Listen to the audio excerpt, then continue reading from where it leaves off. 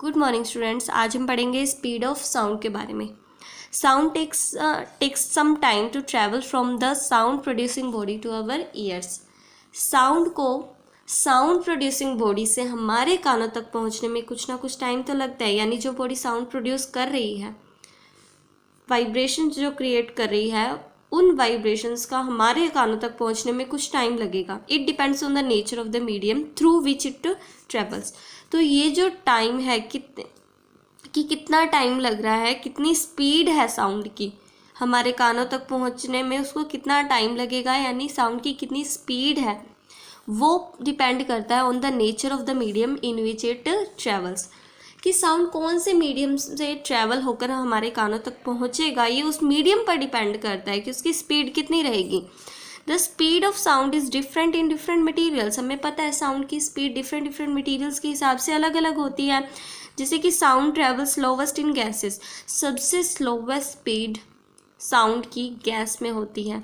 Faster speed in liquids, और सबसे ज़्यादा फास्टर मतलब उससे ज़्यादा, सबसे ज़्यादा नहीं, देखो सबसे कम तो किस में है, गैसेस में, उससे ज़्यादा लिक्विड में, और सबसे ज़्यादा किस में होती है, सॉलिड में होती है।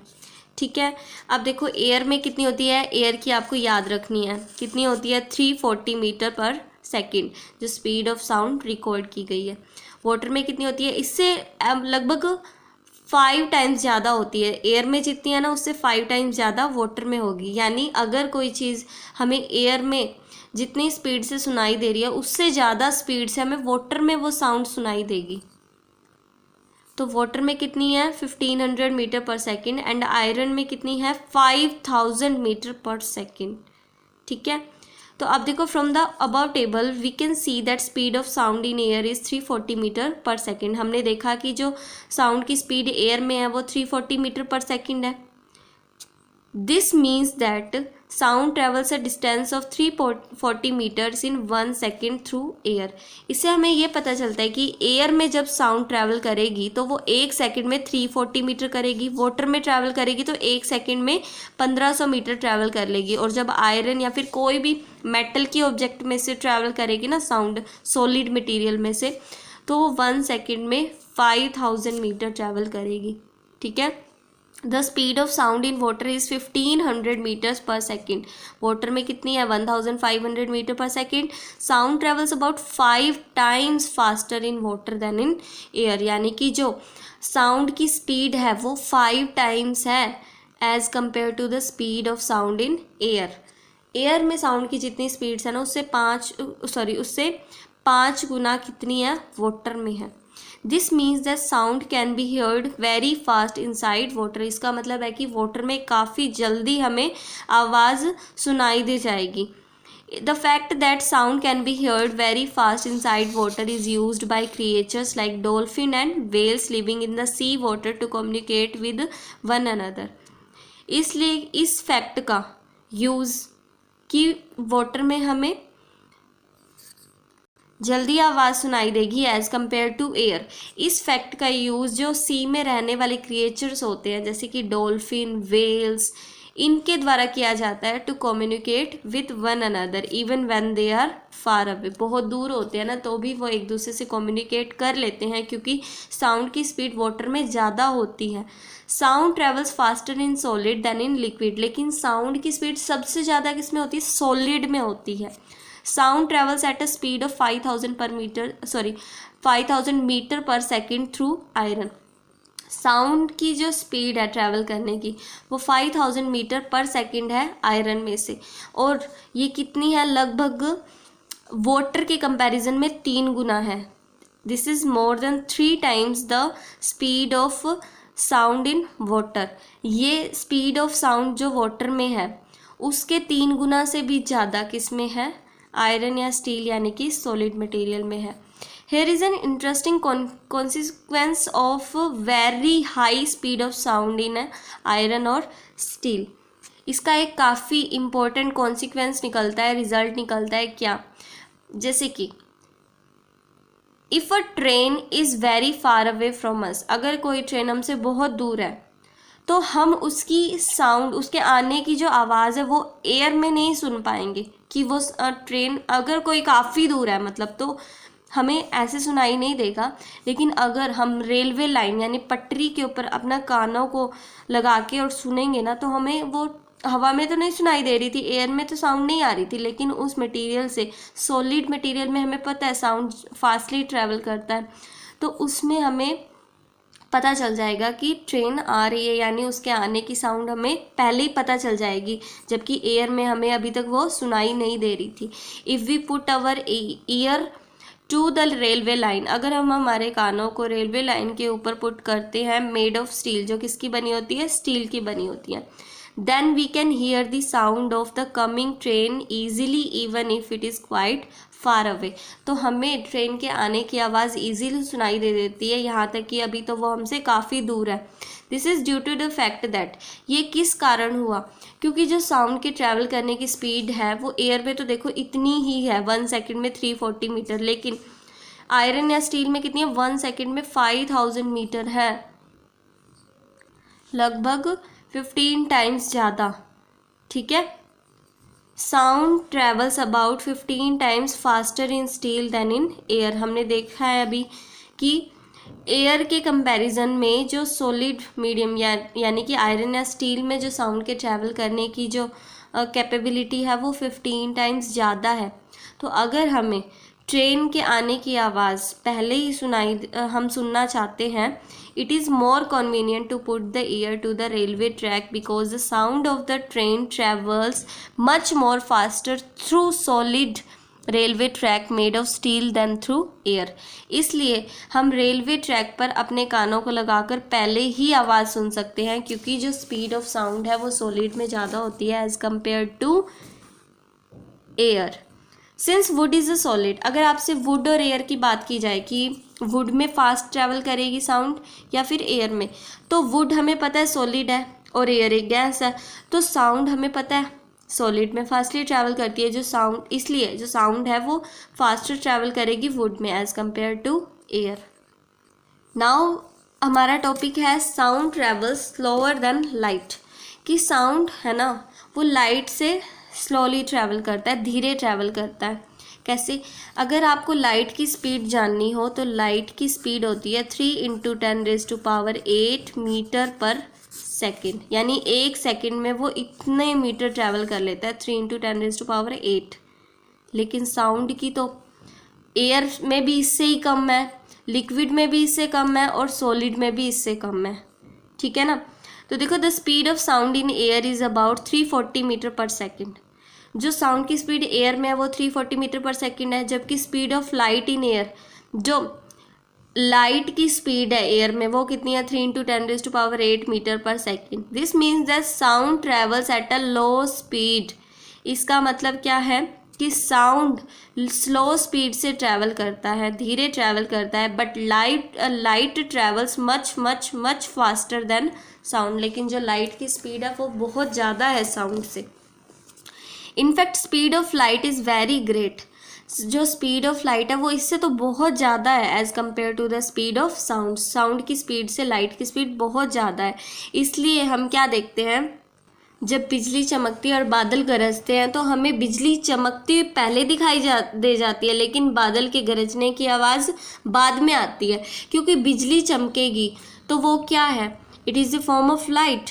लाइट है वो, तो लाइट तो हमें पहले ही दिखाई दे जाएगी क्योंकि उसकी स्पीड ज़्यादा है तो पहले ही दिखाई दे जाएगी। लेकिन जो साउंड प्रोड्यूस हो रही है, थंडर की आवाज़ है जो क्लाउड में, वो क्या है, वो एक साउंड है, तो वो साउंड तो कम स्पीड से ट्रैवल करता है, इसलिए साउंड हमें बाद में सुनाई देती है। क्लाउड्स के थंडर की आवाज़ हमें बाद में सुनाई देती है, लेकिन लाइटनिंग पहले ही दिखाई दे जाती है। This is due to very high speed of light. ऐसा क्यों होता है, क्योंकि लाइट की स्पीड बहुत ज़्यादा है and that we see the flash of lightning first. इसलिए हमें जो बिजली चमकने की आवाज़ है, फ्लैश ऑफ लाइटनिंग है, वो पहले दिखाई दे जाती है। And this is due to comparatively low speed of sound that the thunder is heard a little later. और क्या होता है, साउंड की स्पीड बहुत कम होती है, इसलिए जो हमें थंडर की आवाज़ है वो बाद में सुनाई देती है, लेकिन बिजली चमकती हुई हमें पहले ही दिखाई दे जाती है। आप देखो, we hear through our ears, हम हमारे कानों से सुनते हैं। जो ईयर्स हैं वो क्या है, हमारे सेंस ऑर्गन्स है जो हमें साउंड्स को सुनने में हेल्प करते हैं। वी हियर थ्रू ईयर्स, हमें पता है हम कानों से सुनते हैं। We will now describe the construction and working of a human ear briefly. लेकिन ये काम कैसे करता है ह्यूमन ईयर, वो अब हम पढ़ेंगे। तो देखो, हम कानों को बाहर से देखें, यानी हमारा कानों का जो आउटर पार्ट है वो कैसा है, in the form of a funnel. It's like a funnel, funnel की शेप में है। The outer part of the year is called पिना। ये जो आउटर पार्ट होता है वो क्या होता है, पिना होता है। और ये नीचे जो मसल्स होती है ना वो ईयर लोब होती हैं। ठीक है, तो बाहर की आउटर पार्ट है जो हमारे ईयर का वो किसकी शेप में है, फनल की शेप में है। और जो आउटर पार्ट है ईयर का उसे क्या बोलते हैं, पिना बोलते हैं। It is attach to the 2 to 3 centimetre long passes called ear canal. ये किससे कनेक्टेड होता है, ईयर कैनाल से कनेक्टेड होता है, जिसकी लेंथ लगभग 2 से 3 सेंटीमीटर में होती है।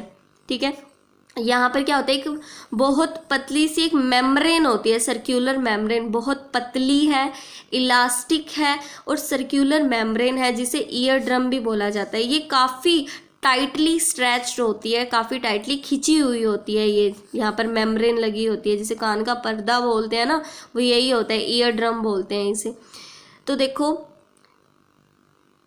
There are 3 small and delicate bones. इसके आगे जाने पर 3 स्मॉल और डेलिकेट यानी नाजुक हड्डियां हैं। क्या क्या है, देखो पहले वाली तो है हैमर। यहाँ तक तो देखो इतना इतना पार्ट है ना, वो आउटर ईयर हो गया, ईयर ड्रम तक आउटर ईयर।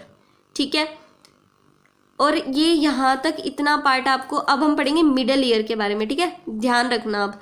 तो देखो, इसमें मिडल ईयर में क्या होता है, एक तो ये क्या है,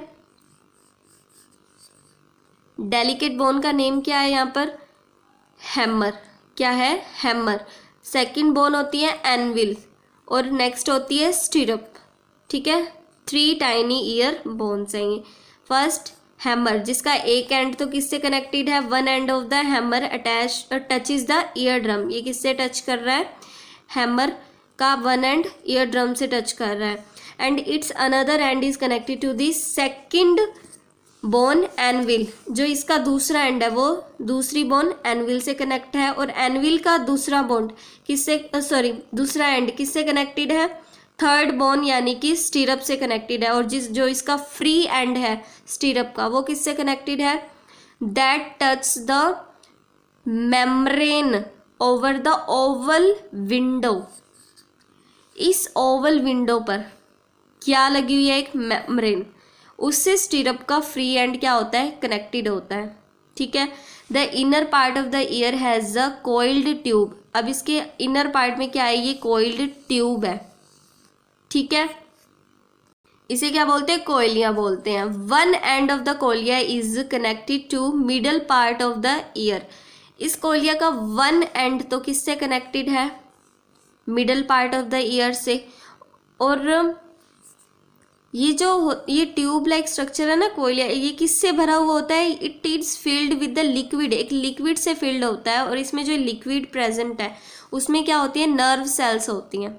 ठीक है, तो देखो, the inner part of the ear has a coiled tube. इसके अंदर क्या है, कोइल्ड ट्यूब है, called cochlea. One end of the cochlea is connected to the middle part of the ear. इसका एक एंड तो middle part of the ear से connected है। किसके थ्रू कनेक्टेड है, थ्रू द इलास्टिक मेम्ब्रेन। यहाँ पर क्या लगी होती है, कि इलास्टिक मेम्ब्रेन लगी होती है ओवर द ओवल विंडो। इस ओवल विंडो के ऊपर एक इलास्टिक मेम्ब्रेन लगी होती है, उसके थ्रू ये कोयलिया इससे middle part of the ear से कनेक्टेड है। इसके अंदर एक लिक्विड फील्ड होता है। The liquid present in the कोयलिया कंटेन्स नर्व सेल। इसके अंदर क्या होती है, नर्व सेल्स होती हैं, जैसे कि आपको दिखाई गई हैं। तो ये नर्व सेल हमें इन जो वाइब्रेशंस हैं उन्हें कहाँ भेजती हैं, ब्रेन तक पहुँचाती है। And these are sensitive to sound. और ये जो नर्व सेल हैं वो किसके लिए सेंसिटिव है, साउंड के लिए सेंसिटिव है। जो अदर एंड है कोयलिया का is connected to ordinary nerve which goes into the brain. जो कोयलिया का दूसरा एंड है वो किससे कनेक्टेड था, ऑडिटरी नर्व से कनेक्टेड था, जो कहाँ तक जाता है, ब्रेन तक जाता है। Please note that 3 tiny bones in the middle part of the ear act as a system of levers and amplify sounds vibrations coming from the eardrum before passing them on to the inner part of the ear. यहाँ पर note करने वाली बात क्या है कि जो middle parts में हमने 3 बोन्स पढ़ी है ना, हैमर, एनविल और स्टीरप, ये क्या काम करती है, जो वाइब्रेशंस आई हैं हमारे कानों में उनको एम्पलीफाई का काम करती है, एम्पलीफाई करने का काम, उनको inner part of the year तक पहुंचाने से पहले, कोलिया तक पहुंचाने से पहले वो उन्हें एम्पलीफाई कर देती है साउंड वाइब्रेशंस को। अब हम इसकी वर्किंग पढ़ते हैं। तो देखो, the sound waves coming from the sound producing body, जो साउंड वेव्स किसी साउंड प्रोड्यूसिंग बॉडी से आ रही हैं, that are collected by the pinna of the outer part of the ear, जो हमारे ईयर का आउटर पार्ट है यानी कि पिना, उसके द्वारा वो जो साउंड वेव्स हैं, साउंड वाइब्रेशंस जो हैं वो कलेक्ट कर ली जाती हैं। The sound waves pass through the ear canal, जो 2 to 3 सेंटीमीटर की ईयर कैनाल है उसमें से साउंड वेव्स पास होती हैं, and fall on the ear drum, और जो वाइब्रेशंस है वो ईयर ड्रम पर फॉल होती हैं। When the sound waves fall on the ear drum, जब ये साउंड वेव्स ईयर ड्रम पर फॉल होती हैं, the ear drum starts vibrating back and fourth, तो वो तो जो वाइब्रेशंस है ईयर ड्रम पर फॉल हुई वो क्या कर देती है, ईयर ड्रम पर एक मेम्ब्रेन लगी हुई है ना, तो वो भी क्या कर देगी, आगे पीछे वाइब्रेट होना स्टार्ट कर देगी। द वाइब्रेटिंग ईयर ड्रम, जो वाइब्रेटिंग ईयर ड्रम है, causes a small bone hammer to vibrate, उसके कारण क्या होगा, उससे क्या कनेक्टेड है, वो ईयर ड्रम जो है उसके ऊपर एक मेम्ब्रेन लगी हुई है, उससे क्या कनेक्टेड है, एक हैमर नाम की बोन कनेक्टेड थी ना, तो वो हैमर जो है वो भी क्या कर देगी, वाइब्रेट करना स्टार्ट कर देगी, यानी जो वाइब्रेशंस हैं वो ईयर ड्रम से कहाँ ट्रांसफ़र हो जाती हैं, हैमर में, and passed on to the second bone anvil, hammer से एनविल तक पहुंच जाती है, फिर तीसरी बोन स्टीरप तक पहुंच जाती है। The vibrating stirrup strikes on the membrane of the oval window and passes the amplified vibrations to the liquid in Koliya. अब क्या करता है, स्टीरप, हैमर और एनविल ने उस साउंड को एम्पलीफाई तो कर दिया, अब वो जो एम्पलीफाइड साउंड वाइब्रेशंस है वो कहाँ तक पहुँचती है, जो कोलिया में क्या है, वो लिक्विड जो प्रेजेंट है, due to this liquid in cochlea begins to vibrate, जिसके कारण वो वाइब्रेशंस जो ट्रांसफ़र हुई है उस लिक्विड में, वो लिक्विड भी क्या करना स्टार्ट कर देता है, वाइब्रेट करना स्टार्ट कर देता है। अब जो वाइब्रेटिंग लिक्विड है कोलिया का, set ups electric impulse in the nerve cell present in it, वो जो लिक्विड वाइब्रेट करना स्टार्ट किया वो इलेक्ट्रिक इम्पल्स क्रिएट करता है नर्व सेल्स में, जो उसमें प्रेजेंट है nerve cells. These electric impulse are carried by auditory nerve to the brain, और जो ये इलेक्ट्रिक इम्पल्स जो प्रोड्यूस हुई हैं वो क्या करती हैं, ऑडिटरी नर्व सेल उन्हें कैरी करती है ब्रेन तक। The brain interprets these electric impulse as sound and we get the sensation of hearing. अब वो जो electric impulse auditory nerve brain तक पहुंचा दिया उन्होंने, तो वो क्या करेगा, ब्रेन इनको इंटरप्रेट करेगा, ठीक है भाई, ये किसकी साउंड है और हमें कुछ सुनने की सेंसेशन होगी, भाई हमने कुछ सुना। So we should not put anything like pin, pencil और pen etcetera inside our ears, इसलिए हमें कोई भी नुकीली चीज़, चाहे पेन, पेंसिल, कोई भी पिन हमें हमारे कानों में नहीं डालनी चाहिए, because they tier the ear drum, वो जो हमारे कान का पर्दा होता है, ईयर ड्रम होता है, उन्हें वो फाड़ देती हैं। The tearing of ear drum के फटने से it can make a person deaf, इसके कारण एक पर्सन क्या हो सकता है, बहरा भी हो सकता है। Our ears are very delicate organs, हमारे जो कान है बहुत ज़्यादा नाजुक ऑर्गन है। We should take proper care of our ears and protect them from damage, इसलिए हमें हमारे कानों को प्रॉपरली प्रोटेक्ट करके रखना चाहिए और उन्हें डैमेज से बचाना चाहिए।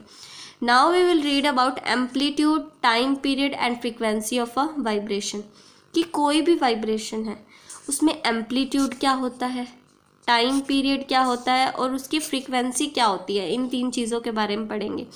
तो हमने देखो एक झूला देखा होगा, यानी एक स्विंग देखा होगा कोई भी पार्क वगैरह में।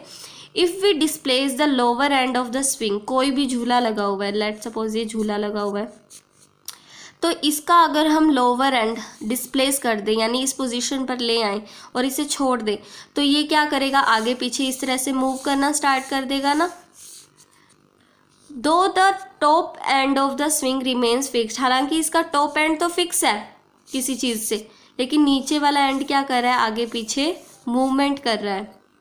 The lower end of the swing keeps on moving backwards and forward again and again. जो इसका लोअर हैंड है वो बैकवर्ड और फॉरवर्ड बार बार क्या करने लग जाता है, मूव करने लग जाता है। The motion of the swing is actually an example of vibration और ऑसिलेशन। जो इसका लोअर एंड है ना, वो किसका एग्जाम्पल है, ये बार बार इस तरह से मूव कर रहा है ना, ये किसका एग्जाम्पल है, वाइब्रेशन या फिर ऑसिलेशन का। वाइब्रेशन या फिर ऑसिलेशन का एक ही मीनिंग है। When an object moves back and fourth continuously, जब कोई चीज़ आगे पीछे कॉन्टिन्यूसली मूव करती है रिपीटेडली यानी बार बार, वी से that swing is making vibration या फिर ऑसिलेशन। इस फिर हम क्या कहते हैं, ये बार बार आगे पीछे मूव कर रहे हैं तो हम कहेंगे कि स्विंग जो है वो क्या प्रोड्यूस कर रहा है, वाइब्रेशन या फिर ऑसिलेशन। हम एक सिंपल पेंडुलम का भी एग्जांपल लिख सकते हैं। आपने क्लॉक देखी होंगी, उनके नीचे एक पेंडुलम लगा होता है। एक तो क्या होता है, धागा होता है, उसके नीचे एक मेटल बॉब लगी होती है, यानी एक बॉल टाइप की सी लगी होती है, और वो बार बार इस तरह से घड़ी में मूव करता रहता है। देखा होगा ना आपने। तो देखो, a simple pendulum can be made by tying about 1 meter long thread from a small metal ball and suspended it from a height। हम एक सिंपल पेंडुलम बना सकते हैं। एक धागा लेना है, उसके साथ एक मेटल बॉल को आपने बांध देना है। मेटल बॉल, एक धागा लो, नीचे एक मेटल बॉल को बांध दो, कोई भी मेटल की बनी, और कुछ सर्टेन हाइट पर उसे लटका दो, तो एक पेंडुलम बन गया। A small metal ball of the pendulum is called bob. ये जो मेटल बॉल आपने लगाई उसे क्या बोला जाता है, बॉब बोला जाता है। When the pendulum is at rest, जब वो रेस्ट पर होगा यानी हमने छेड़ा नहीं, तो क्या होगा, तो ये अपनी नॉर्मल पोजीशन, सेंटर पोजीशन पर होगा। जैसा कि फिगर आपको इस ए पार्ट में आपको दिखाया गया है, इस पोजीशन पे होगा ना। देखो, ये थ्रेड है, ये मेटल बॉल है जिसे बॉब बोला जाता है। तो अगर हमने इसे हिलाया नहीं तो ये अपनी सेंट्रल पोजीशन में है। अगर हमने इस लेट सपोज ये ए पोजीशन है, अगर हम इसे बी पोजीशन तक लेके गए तो ये क्या होगा, और इसे छोड़ दिया तो ये ऑटोमेटिकली कहाँ पहुँचेगा, इस सी पोजीशन पर खुद ही पहुँच जाएगा ना। यानी ये बार बार कहाँ मूव करेगा, बी से सी तक मूव करेगा। तो बी और सी को बोला जाता है एक्सट्रीम पोजीशन। क्या बोलेंगे हम, बी और सी को एक्सट्रीम पोजीशन, ए को क्या बोलेंगे, central position. When the pendulum bob goes from extreme position B, जब मेटल का ये बॉब कहाँ तक जाता है, बी पोजीशन पर जाता है, एक्सट्रीम पोजीशन बी पर जाता है, to the other extreme position C, then comes back to the B, we से that complete vibration, sorry we से that it completes one vibration.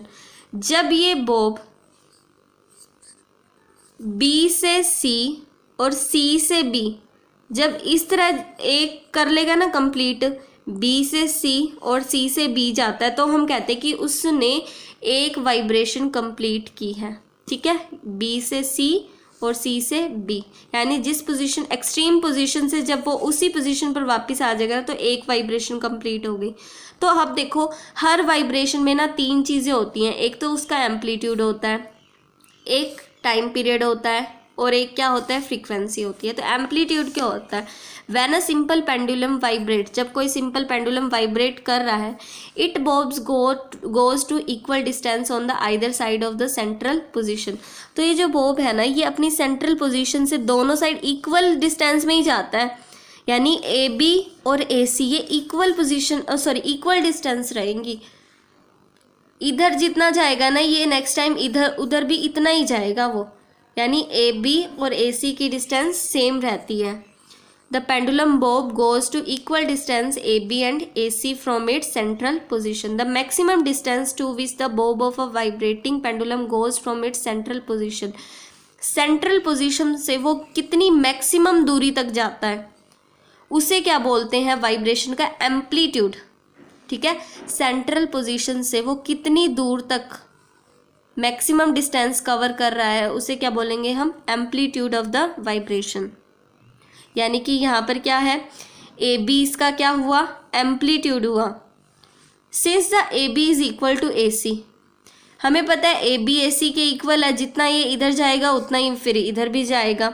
So we can say that distance AC is the amplitude of the vibration of this pendulum. तो ये जो pendulum vibration create कर रहा है, बार बार आगे पीछे मूव कर रहा है, तो AB और AC दोनों ही क्या है, इसके एम्पलीट्यूड है। AB को भी बोल सकते हैं, AC को भी बोल सकते हैं, क्योंकि both are equal. The maximum तो हम कैसे एक्सप्लेन कर सकते हैं, तो देखो the maximum displacement of a vibrating object from its central position is called the amplitude of the vibration. तो जो वाइब्रेटिंग ऑब्जेक्ट है वो अपनी सेंट्रल पोजीशन से कितनी मैक्सिमम डिस्प्लेसमेंट कर रही है, इसने अपनी सेंट्रल पोजीशन से कितनी डिस्प्लेसमेंट की है, इतनी डिस्प्लेसमेंट की है ना, फिर वापस इधर सेंट्रल पोजीशन से इस साइड इतनी किया। तो ये जो मैक्सिमम डिस्टेंस है ना, जितनी इसने डिस्प्लेसमेंट की है अपनी सेंट्रल पोजीशन से, उसे क्या बोलेंगे हम, एम्पलीट्यूड ऑफ द वाइब्रेशन या फिर ऑसिलेशन। अगर हमें एम्पलीट्यूड को इंक्रीज करना है तो आप कैसे इंक्रीज कर सकते हो, किसी भी पर्सन को अगर इसे बहुत जोर जोर से इस तरह से करना है, लेट सपोज कोई झूला ही ले रखा है, तो उसे बहुत ऊंचे से आप छोड़ोगे ना। इसी तरह से अगर हम जहाँ से हमने इसे रिलीज करना है, अगर वो हाइट हम इंक्रीज कर दें, एक पर्सन तो इसे यहाँ से छोड़े, एक पर्सन इसे यहाँ से छोड़े, तो ये वाला ज़्यादा दूर इस तरह से जाएगा ना, जबकि ये वाला इस तरह से जाएगा। यानी अगर हमने एम्पलीट्यूड को इंक्रीज करना है तो वो रिलीज करने की हाइट को हमें इंक्रीज करना पड़ेगा, और अगर एम्पलीट्यूड को हमें डिक्रीज करना है तो इसकी रिलीज करने की हाइट को हमें डिक्रीज करना पड़ेगा। अब देखो, अब हम पढ़ते हैं time period of a vibration की। टाइम पीरियड क्या होता है, 1 complete to and from movement of the pendulum bob is called 1 vibration। हमें पता है एक बार वो उधर जाकर जब तक वापस नहीं आ जाती उसे हम क्या बोलते हैं, 1 वाइब्रेशन। यानी एक्सट्रीम पोजीशन से एक बार तो ये गई, फिर इसी पर वापस आ गई, तो उसे क्या बोलते हैं हम, 1 वाइब्रेशन या फिर 1 ऑसिलेशन बोलते हैं। The time taken by pendulum, तो टाइम पीरियड क्या होता है वाइब्रेशन का, तो time taken by pendulum bob to complete 1 vibration, एक वाइब्रेशन कंप्लीट करने में, यानी B से C और C से B तक वापस आने में उसने कितना टाइम लिया, वो क्या है, time period of the vibration. So we can say that the time taken by a vibrating object to complete 1 vibration, B से C और C से B तक वापस आने में एक वाइब्रेशन है ना, तो यानी हम ये भी बोल सकते हैं कि एक वाइब्रेशन कंप्लीट करने में जो चीज़ कितना टाइम लेती है उसे क्या बोलते हैं, इसका टाइम पीरियड बोलते हैं। अब देखो, जो सिंपल पेंडुलम है ये तो हमें पता ही नहीं चलेगा कब गई है और कब वापस आई है।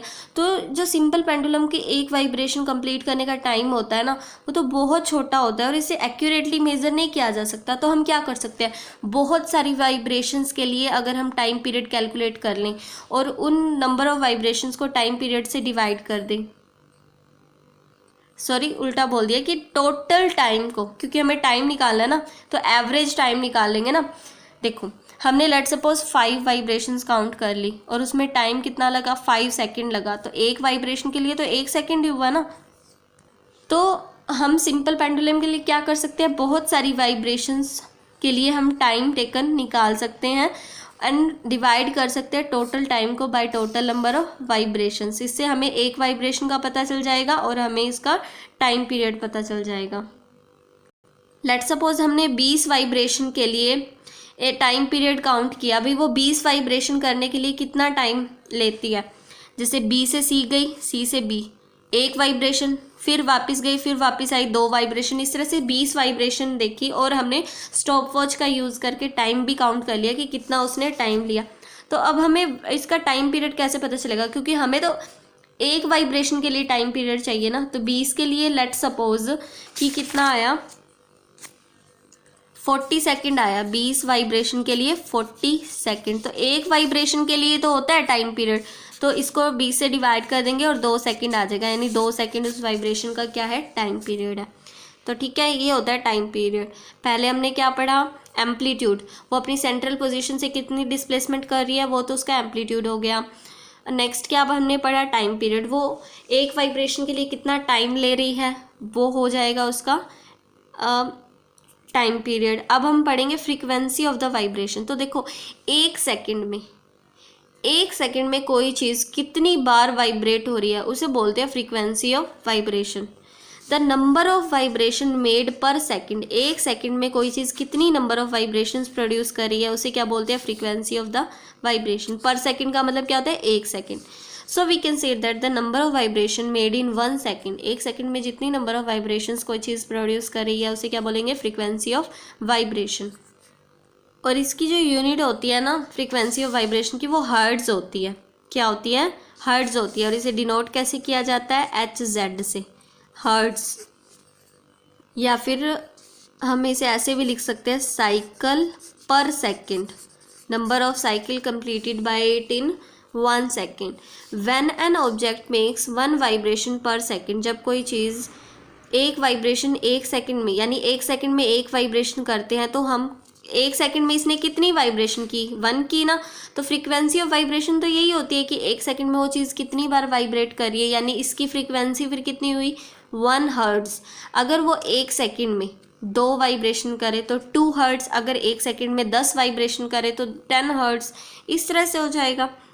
तो अगर हमने लेट सपोज किसी सिंपल पेंडुलम की फ्रीक्वेंसी इंक्रीज़ करनी है, यानी वो एक सेकंड में बहुत ज़्यादा बार क्या करे, वाइब्रेट करे, तो हम क्या कर सकते हैं, हम उसके थ्रेड की लेंथ को अगर इंक्रीज़ करेंगे ना तो वो फ्रीक्वेंसी डिक्रीज़ हो जाएगी। अगर हम उसके थ्रेड की लेंथ को डिक्रीज़ कर देंगे ना तो फ्रीक्वेंसी क्या हो जाती है, इंक्रीज़ हो जाती है। ठीक है, अब देखो ये क्या है, numerical, A pendulum makes 15 oscillation in 5 second. ठीक है, 5 सेकेंड में 15 ऑसिलेशन करता है, यानी वाइब्रेशन करता है, बी से सी, सी से बी, ये तो एक वाइब्रेशन। तो इससे से 5 सेकेंड में वो ऐसे 15 करता है। What is the frequency, frequency का मतलब क्या होता है, एक सेकेंड में वो कितना वाइब्रेट करेगा। तो 1 सेकेंड में कितना करेगा, तो 5 सेकेंड में 15 कर रहा है, तो 1 सेकेंड में इसको 5 से डिवाइड कर देंगे, 3 ऑसिलेशंस करेगा ना, तो वो जो उसकी फ्रीक्वेंसी है वो 3 ऑसिलेशंस पर सेकेंड या फिर 3 हर्ट्ज हो जाएगी।